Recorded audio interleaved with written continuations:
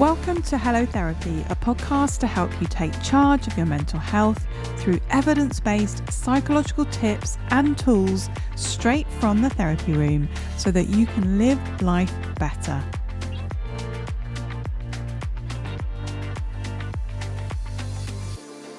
You're having panic attacks and you want to know how to cope with them. Well, you're in the right place because by the end of this episode, you will know how to calm the symptoms of panic using 3 tried and tested evidence-based psychological strategies that anyone can do. I am your host, Dr. Liz White, a consultant clinical psychologist with over 20 years experience in mental health. So let's dive in.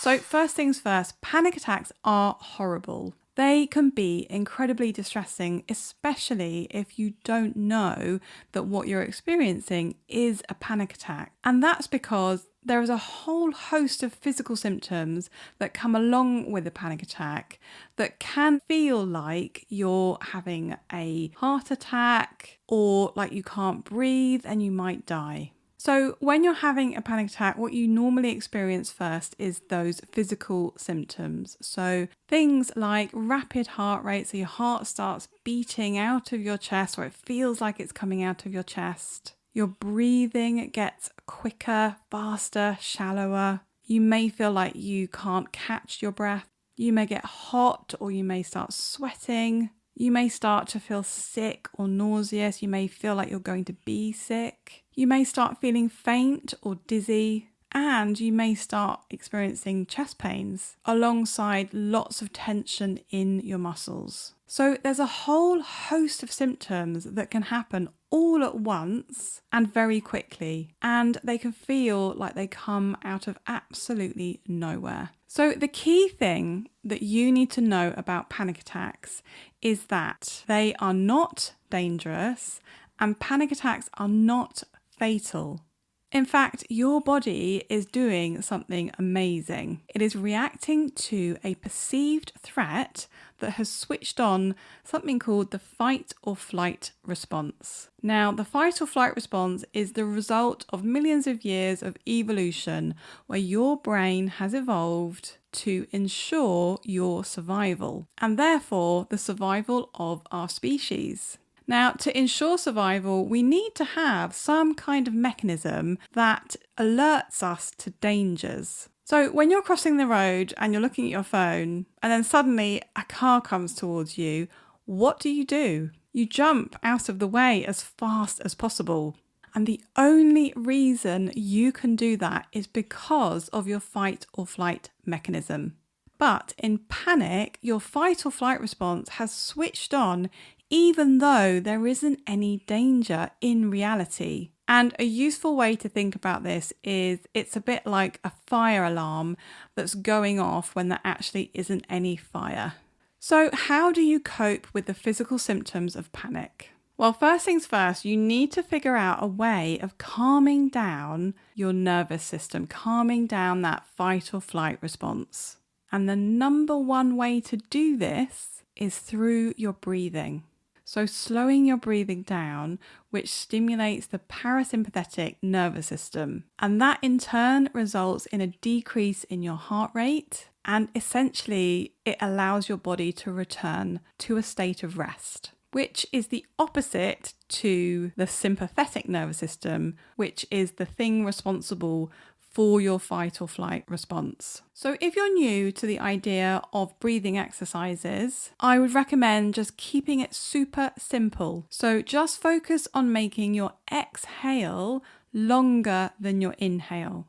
And try and inhale through your nose and exhale through your mouth. And as you get more confidence with this, you can practice holding your breath just for a couple of beats after you inhale and then exhaling. So all you need to do in the middle of a panic attack is just focus on slowing your breathing down, finding what we call a soothing rhythm to your breathing. And I think there is also some trust that needs to develop in your body around this. So trust that your body will calm itself if you can find that soothing rhythm if you can just slow your breathing down a bit. And I appreciate this is really tough when you're in the middle of a panic attack, when your breathing is so quick and so fast, and you feel like you can't catch your breath. But this stuff takes practice. So even if you can do it for a few seconds, that's a brilliant start. Now, a lot of us, when we do breathing exercises, we tend to use the upper part of our chest rather than our bellies or our diaphragms. So when you have started to get a bit more confident, slowing your breathing down, try breathing using your belly and using your diaphragm, because that will be a much more effective way of slowing your breathing down. So a useful visual for this is to imagine a balloon in your stomach, or just imagine a balloon, and imagine that as you inhale, the balloon is inflating, i.e. getting bigger, and as you exhale, it is deflating, i.e. getting smaller. So essentially you are sort of pushing your stomach out using your diaphragm as you inhale, and then pulling it back in as you exhale. Now, again, if you haven't done this before, this can feel quite tricky, so it takes practice. And some people find counting really effective as well. And I would recommend something called the 4-7-8 method, which is inhaling for a count of 4, holding for a count of 7, and then exhaling for a count of 8. Now, you may be thinking, Liz, I do not want to focus on my breathing when I'm in a panic attack, because when I focus on my breathing, it makes me panic more. And that is actually really common. So if this is you, try something else. So what I would suggest here is that rather than focusing on something that's internal to you, i.e. your breathing, instead focus on something external to you, i.e. just what's around you. So again, nothing fancy here.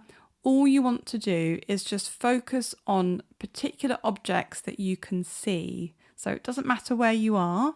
You would just describe to yourself the things that you can see, and to describe it in rich detail. So another aspect of panic attacks that can be really distressing is the thoughts that come along with them. So for example, you may have thoughts like, I feel like I'm dying, I'm going to have a heart attack, I'm having a heart attack, I can't catch my breath, everyone's looking at me, everyone can see that I'm panicking. Now, when these anxious thoughts are particularly to do with the physical sensations that you're experiencing, like I'm having chest pains, therefore I'm having a heart attack, we call those catastrophic misinterpretations. So they're misinterpretations of your physical symptoms, and they're being misinterpreted in a catastrophic way, i.e. like the worst thing that could happen. So rapid heart rate is interpreted as a heart attack. Shallow breathing is interpreted as not being able to breathe.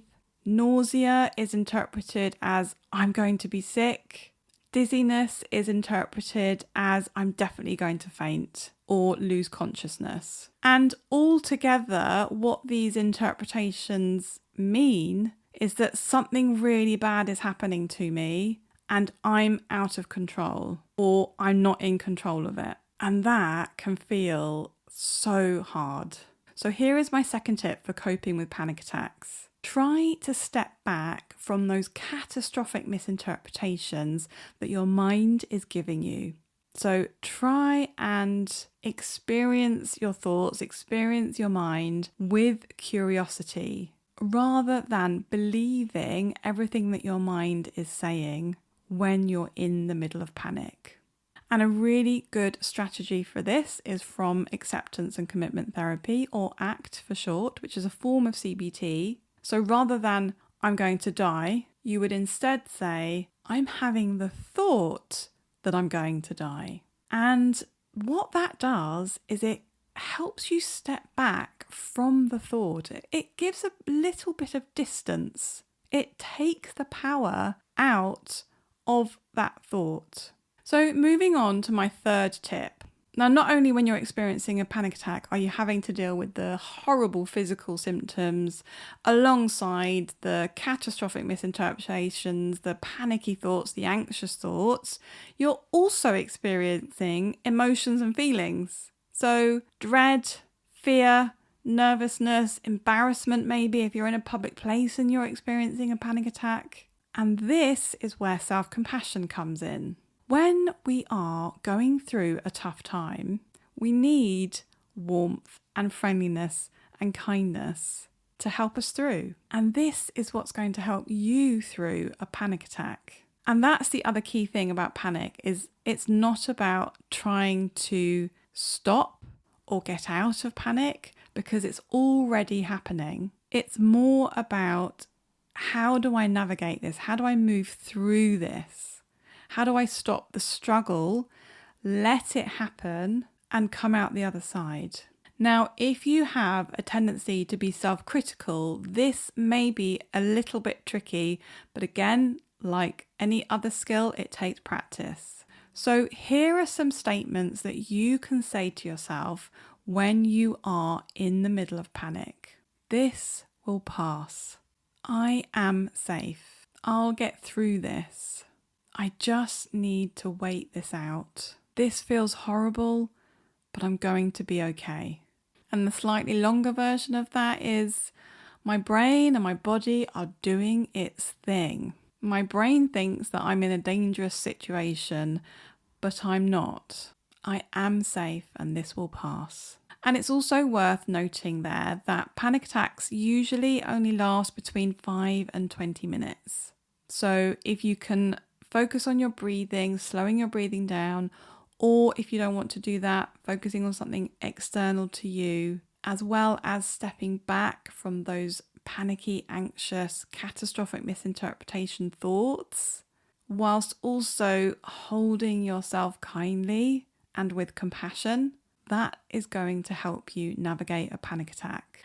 So that brings us to the end of the episode. I do hope that you found something helpful in the tips that I have talked about today. Until next time.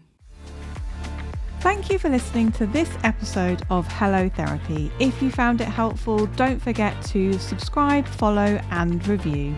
You can get more well-being and mental health tips by joining our email list and visiting the resources section of our website at harleyclinical.co.uk. The Hello Therapy podcast and the information provided by me, Dr. Liz White, is solely intended for information and educational purposes and does not constitute personalised advice.